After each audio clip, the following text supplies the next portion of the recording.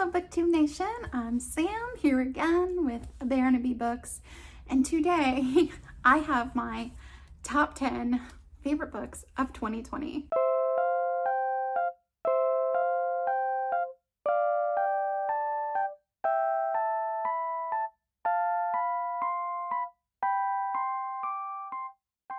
It's a little bit later than I wanted, but I wanted to get you out those other videos as well, my final wrap up and my honorable mentions. But I'm so excited to talk about these books today. They were absolutely wonderful. Yeah, I love them all, and I'm so excited to share them with you. Because I'm talking about some of my favorite things, you'll see I'm in a new location. This is one of my favorite chairs in the house, and I have my nice little soft blanket, and I'm wearing, you can see, yeah, I'm from New England, so sorry, I hope that's okay. I have my Patriot shirt on. But yeah, so, and I don't think you can see, but here, let's see if I can. My favorite light in the house. Yeah, so try and put you down where we were. Oh. So anyway, this is one of my favorite cozy corners in our home. So I thought I would share these books with you here. So I'm nice and comfortable today. Gonna make this a nice and chill, relaxed video. I hope that everybody's doing well. It's Friday when I'm filming this. It takes me a while from this point till you see it. So I don't know what day it'll be when you get to view this. But yeah, I'm excited for the weekend. And I hope that everybody's doing really well, that you're reading some lovely books so far this year. And yeah, I'm just excited to see where this year goes. And hopefully it'll work out better than last year. But I'm a reader and I don't really mind being home. So I know that it's easier for me than it is for some other people. So I hope that you're all taking care of yourselves and doing the best to stay happy and positive and being kind to yourself. Oh, and as a reminder, I'll leave my other two favorite videos down below, but I am counting down, and the way that I did that was I just looked at all my books and I picked my absolute favorite book, and I just kind of went, you know, and whatever it felt like, instant, like, how did I like the book? It's going in number 5. This one is number 4. And I didn't want to second guess myself. So this was like instant reaction, whether it was number 9 or number 2. You know, yeah, it was instant. So let's see how that worked out. Okay, so number 10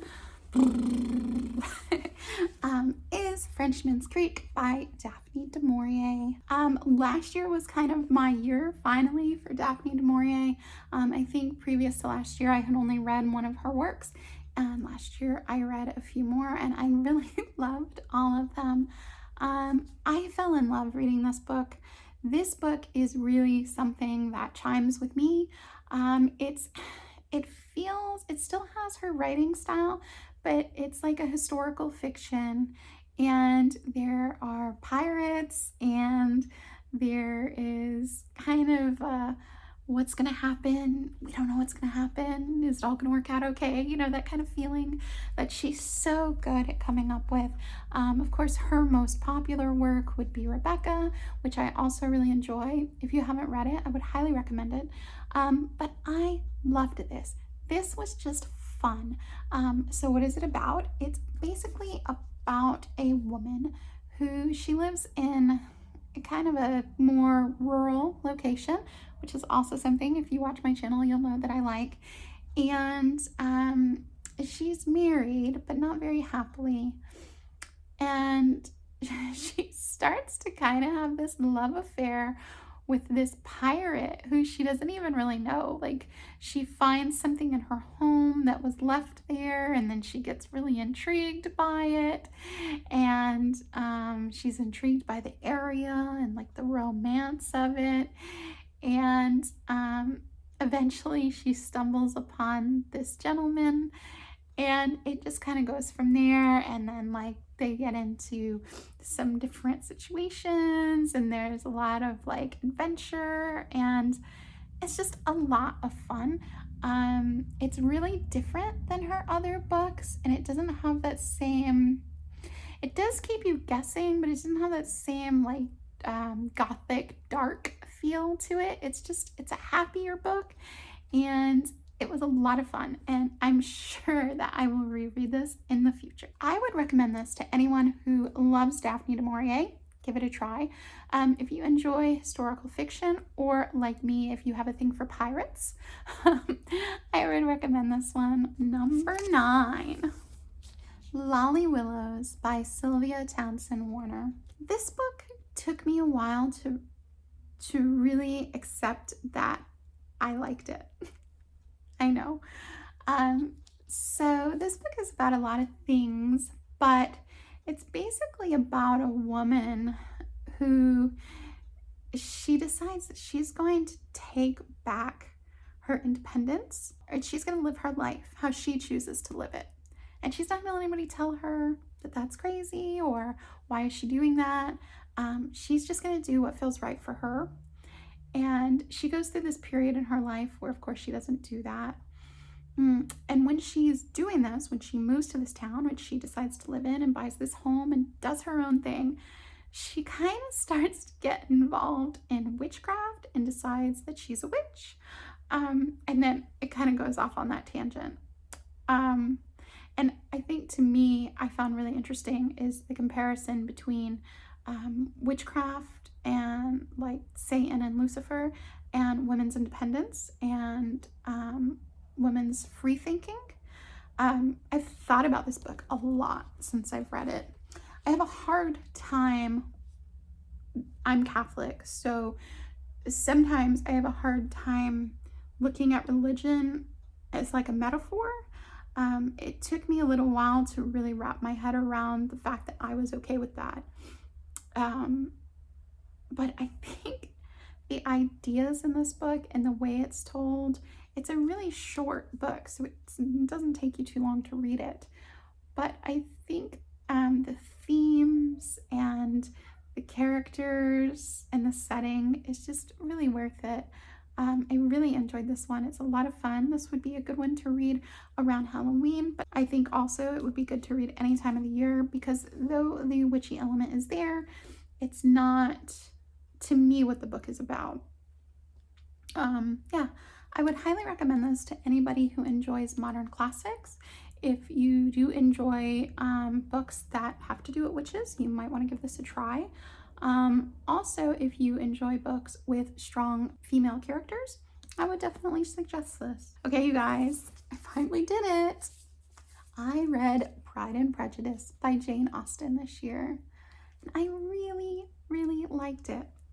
So I'm sure you know, but Pride and Prejudice is about basically two sisters. They have other sisters, but it's basically about two sisters who are trying to find a husband because their family, again, this is something I really enjoy. This trope comes up a lot in books that I like, where a family is in financial disaster, financial ruin, or just they're financially strapped, and the girls need to get married to better their situation, their family situation. So that's kind of how we start out here.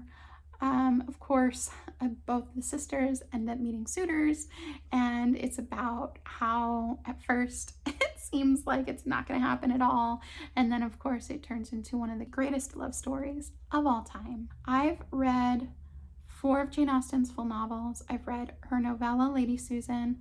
I've read a little bit of her other work. I haven't completed 2 of her novels. But out of the things that I've read from her and have completed, I would say this one is the most compulsively readable. I didn't want to put it down. It was a page turner for a classic. It doesn't really happen a lot, but I loved it. It was a lot of fun. I could see myself rereading this one, and again, it's Pride and Prejudice. It's what it is for a reason. If you're like me and you put off things that are overhyped or extremely popular because for one reason or another, I would say just pick it up. Give it a chance. It's a reason. It is what it is. Okay, next. Told you it was the year of Daphne du Maurier. This is Jamaica Inn by Daphne du Maurier. I love this cover.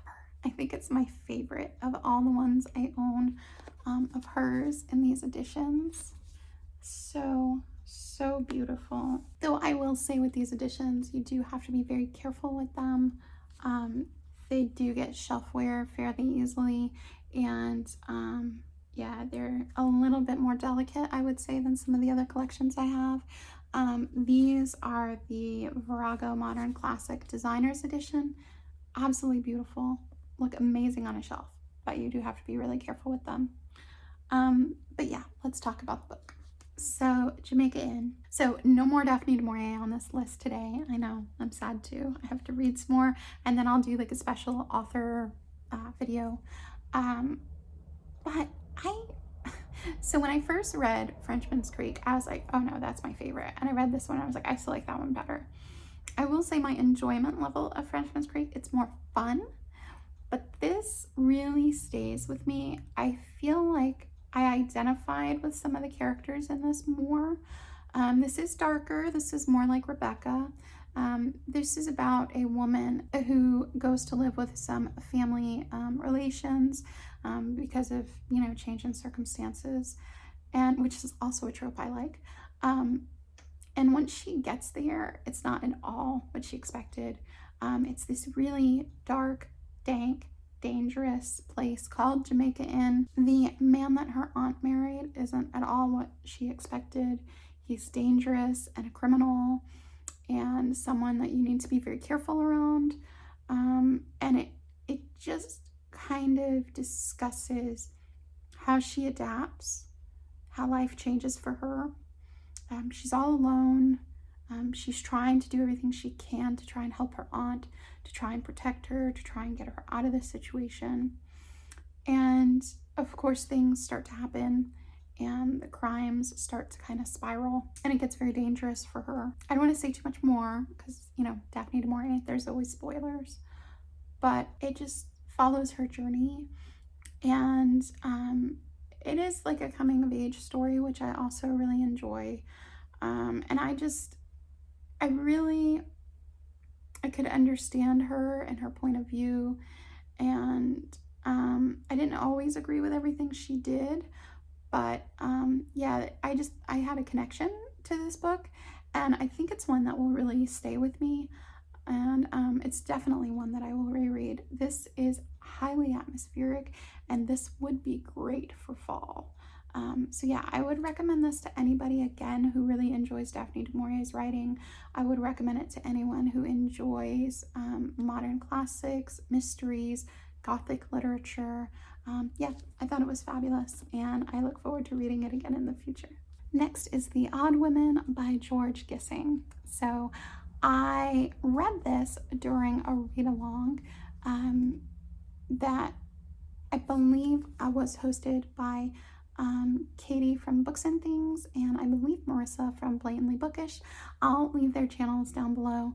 But yeah, I'm so glad that I participated because I really ended up enjoying this. I wasn't sure what I was going to think about Gissing's writing style because I had never read Gissing before, but I really did chime with it, and I'm excited to try some more of his work in the future. So this book is basically about, to me, it's a feminist novel, and it's about women's rights and trying to earn a place for yourself. This is a book about a family and some sisters, and they get into a bad situation, and it's about how they have to try and earn a life for themselves. And it's also about these other two women who the sisters knew one of them growing up, and they have like a typewriting school for women to give them another option. And this book definitely talks a lot about how the typewriter and the fact that women could now take positions as secretaries, how that really changed your choices, as like when you found yourself in that class where it was usually just, you could be a governess, or you could be a wife, or you could be a teacher. Like, there weren't a lot of choices. And with the typewriter coming out, it gives you more choices. There was also the shop girl, but not a lot of things that you could do if you didn't want to be a mother and a wife. it discusses that. And I think though Gissing is kind of dark and can be kind of depressing, I think that this book is really uplifting because it just shows the future of what was coming for women. And being a woman of the future, I know how many opportunities are now afforded to women. I mean, definitely still struggles out there, and I can't speak for everyone, but we have a lot more opportunities than they had back when George Gissing was writing. This book is really beautiful, and I think that it shows how women were paving the way. And I think it's also really interesting because it's written from Gissing, like George Gissing wrote this then. And I think that was really a loud statement back then. I think that he was, you know, he wasn't perfect, but I think that he was saying, hey world, look at this. And I think that that was really bold of him, and I respect him for that. So I'm definitely keen to see what else he's written. I would recommend this for people who enjoy classics.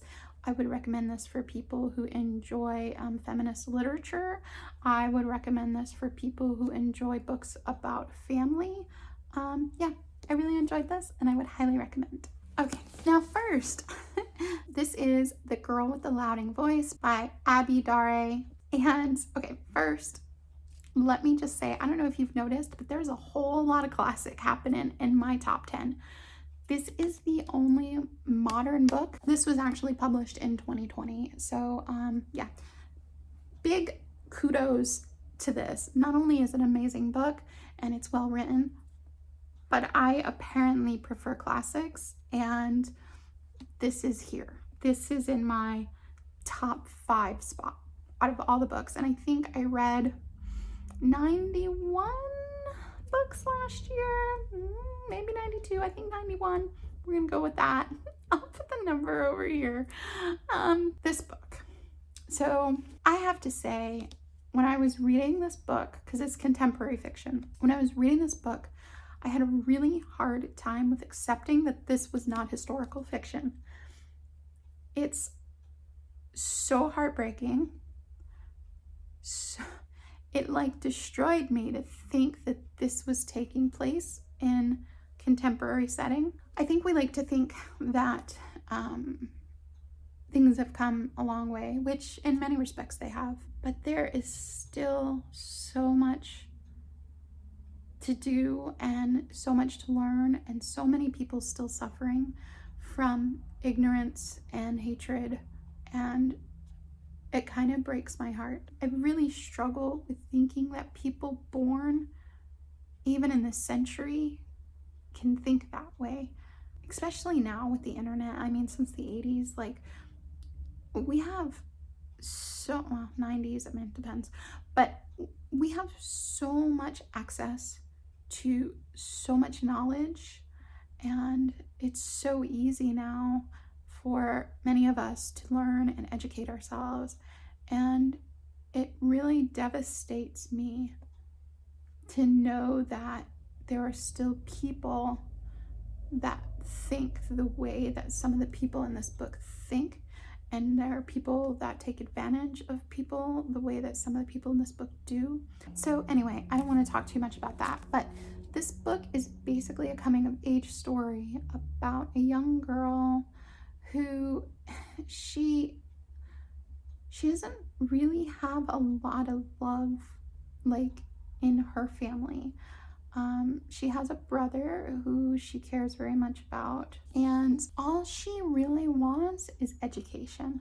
She cares very much about education. Her mother had wanted her to have an education, and then she's basically sold into marriage to this elderly man who takes care of her family in some way with either a barter or money, goods, and she becomes, I believe, the 3rd wife of this man.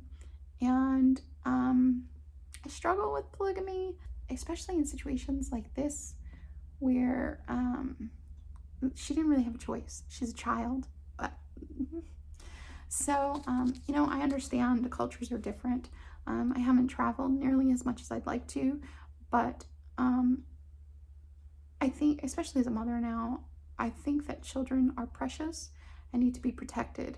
And when systems are created that take advantage of children and childhood, I have huge problems with that. So, but basically, she wants to get educated, and that's all she cares about.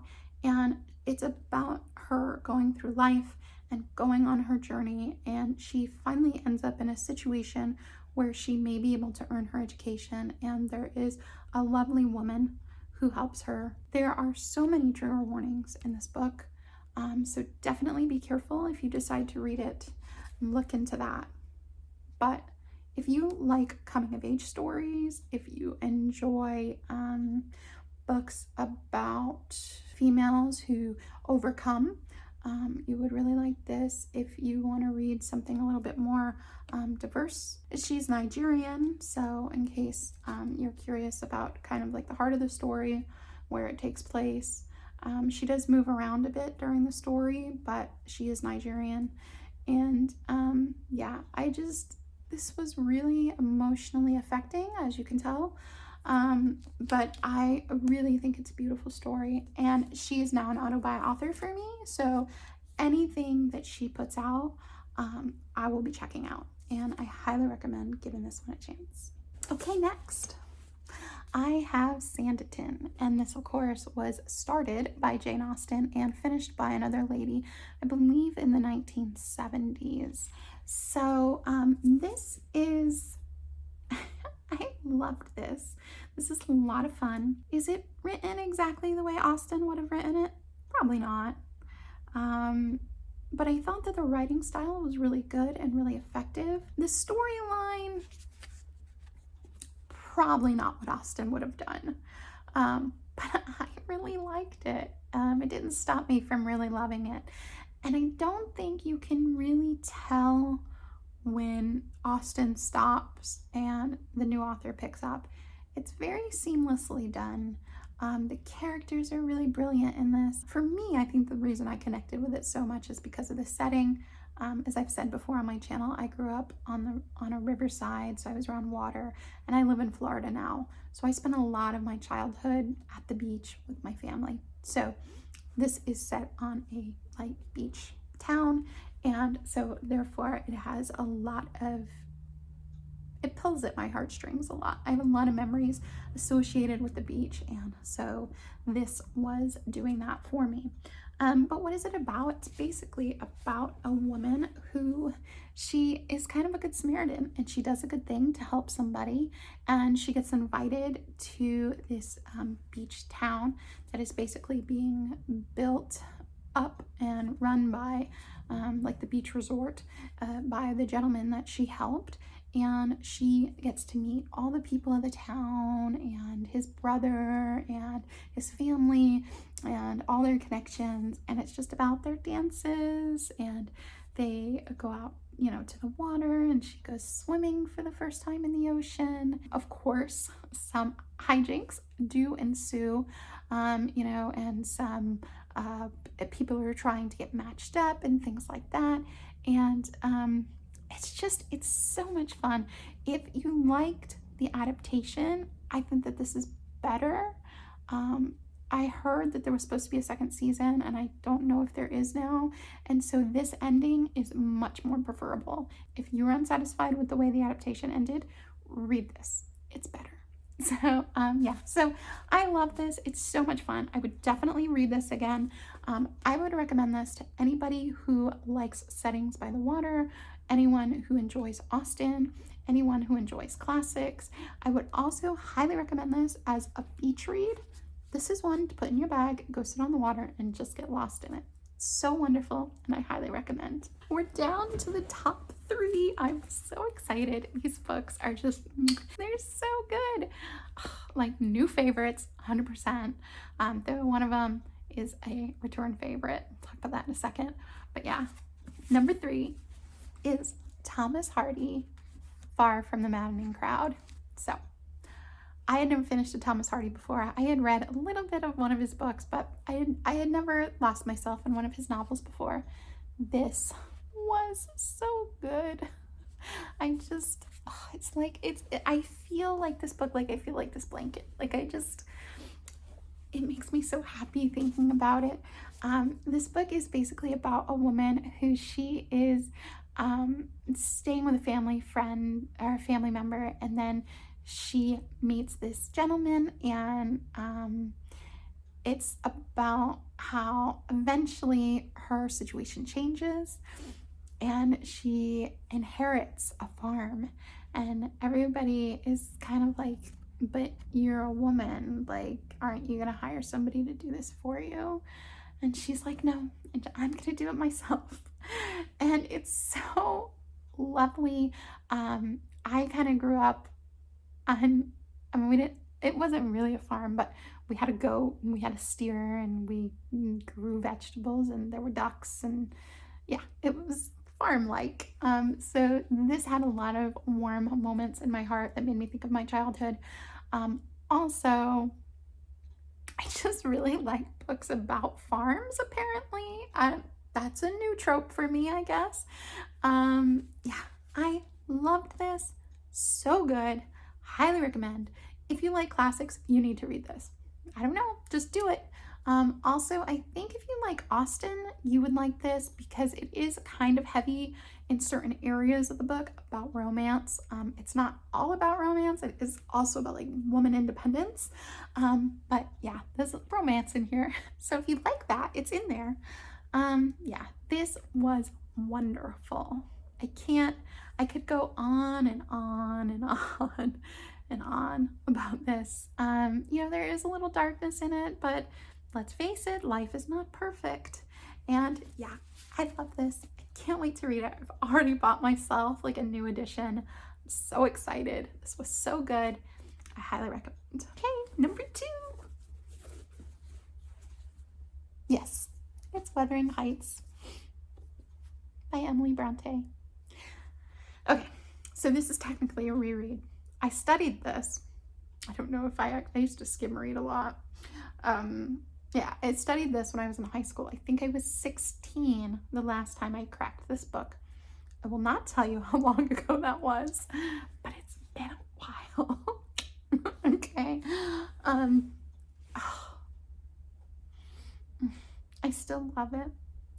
I will say, and I was looking the other day for like Valentine's Day recommendations, and everybody's like, read this. And I'm like, it's not really a love story. I mean, there's passion in here. You want to talk about some passion and just like feeling alive? Like, the characters in this book are the most alive, breathing, just, how some people just kind of go through life and other people live life? That's this. There's so much breath in this book. So, but it's really a lot about revenge, and there's some really not nice characters. So basically this book is about 2 families that live in a rural area. Again, there we go with that word. Yeah, and it's about how they start to like intermix, and of course some of them marry, and one of the families adopts this young man, and his name is Heathcliff, of course, if you don't know. And he then becomes like elevated as one of the family. And then when the head of the family dies, the patriarch dies, he is lowered in status and lowered in status and lowered in status. And the book is really about him, and it's about how he comes back and what he does. I don't want to give anything away, because if you haven't read it, this book is a classic for a reason. It's still read and published for a reason. But don't go into this book expecting it to be Pride and Prejudice, because it's not. There is a lot of love in this book, but it's not really, it's not a healthy situation. Not to say that it's not real or it's not true, because I think it is, but it's not healthy. And I think that to love somebody this way is almost a torment.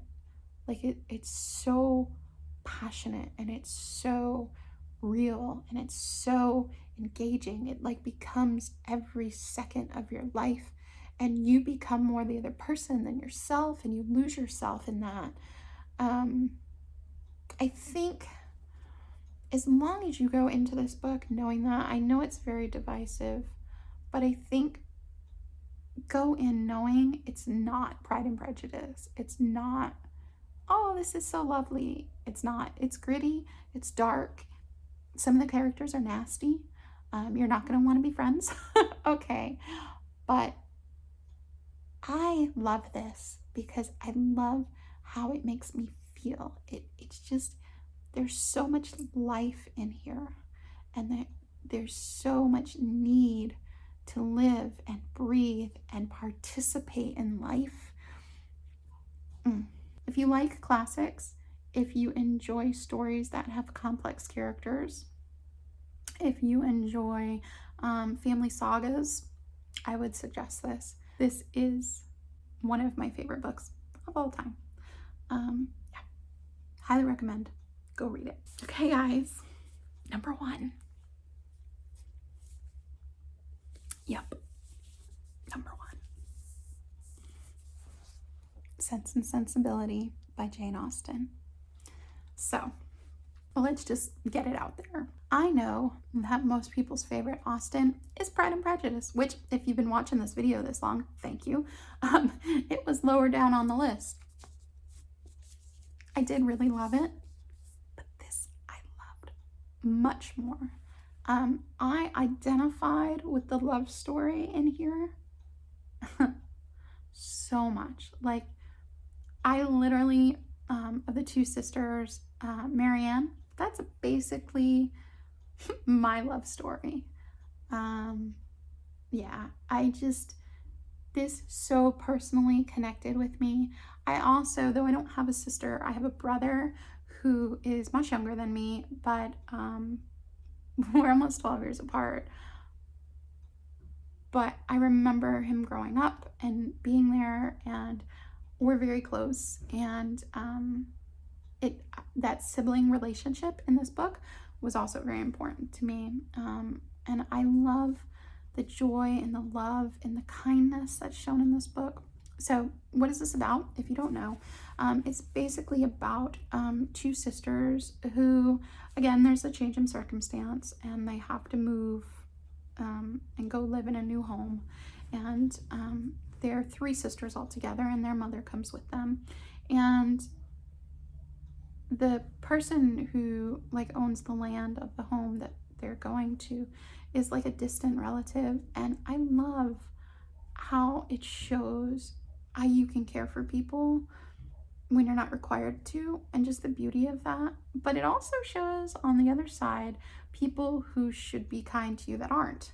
So you get both in this book. And I felt, to me, like this book was much more lifelike. It's much more real. To me, Pride and Prejudice is kind of everybody's ideal, right? It might not be mine, but a lot of people are like, oh, Darcy or whatever. But I think this is a lot more realistic. And yeah, of course, the 2 sisters end up finding suitors throughout the book. It's in Austen. That's what happens. And it's just about how they grow up and how they change and their love stories. One sister is much more thoughtful, much more reserved, much more proper. And the other sister just acts. She just lives. She's very passionate. And so they're kind of complete opposites, but it still shows how much they love each other. And even being that different, how you can truly care and love someone. There's so much love and so much beauty in this book. Love of family, love of sister, love of, spouse, significant other. It's really, really beautiful. And I think when you're reading Austen, if you're looking for something a little bit more realistic, I would recommend this. If you enjoy sister relationships, I would recommend this. If you just haven't completed Austen yet, I would recommend this. This is my 2nd favorite book of all time. Yep, it is. So I just ran out of storage. So hopefully this is close to the same angle. Yeah, I'll leave my video linked down below for my top favorite classics of all time. which also happen to be my favorite books of all time. But yeah, this is a really long video. So I just want to finish up by saying I think this is beautiful and I think it's wonderfully written and I would highly recommend it. So those were my top 10 favorite books of 2020. I really, really enjoyed my reading year. I think what I'm learning about myself is that though I enjoy a lot of different genres, I get the most from classics typically.